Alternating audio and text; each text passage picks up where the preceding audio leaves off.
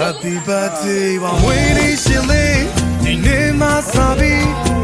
ကောင်းခြင်းဒုက္ခများနဲ့ပြည့်စုံပါစေအပေါင်းအသင်းတငယ်ချင်းမိသားစုတွေနဲ့အဆုံးထိချမ်းမြေ့ပါစေ Happy birthday ဘာဝေးနေရှင်လေးဒီနေ့မှစပြီး